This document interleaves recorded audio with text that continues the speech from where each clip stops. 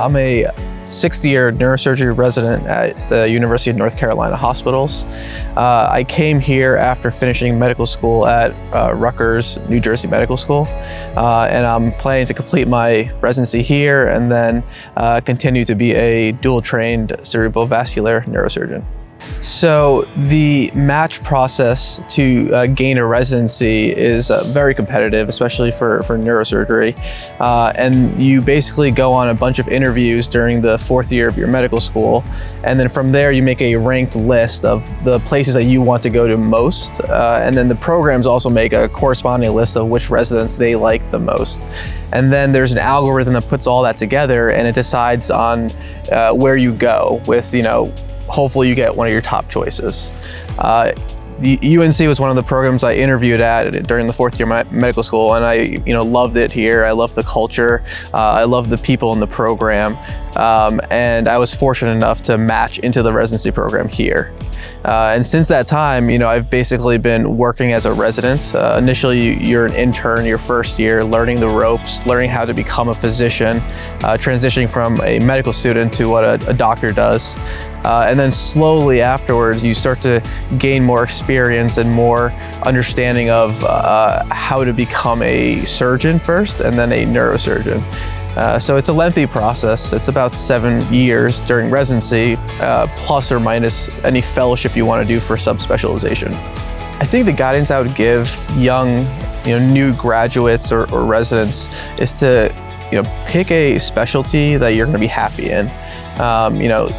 Residency is a long time, but your career is even longer afterwards. And your priorities can change from when you started medical school and finished it to when you finished residency. For me, it's an 8-year difference. So, before that, you might not have a family, you might not have children. You may be in a residency program that's, thousands of miles away from where all of your family is, and it's okay for that time period. But later on, you have to kind of start thinking about those things a little bit more.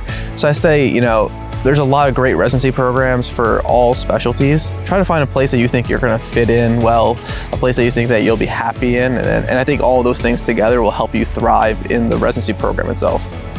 After finishing this year, I go back onto the neurosurgery service for 2 more years. And during that time, I hope to expand my surgical experience. As a senior resident, you get to do the more complex neurosurgical procedures, and you really build a sense of understanding of how to approach these cases, not just in the operating room, but also making decisions about these patients when they come to the clinic or when they come to the emergency department about, whether you need to operate on this urgently or emergently, or if this is something that needs further workup. So I think the next 2 years are going to be pretty vital for me to figure those things out. My hopes are that once I graduate from here and finish my fellowship, that I can, treat the wide spectrum of neurosurgical disease processes. Whether that's simple things or even very complex things that require tertiary care.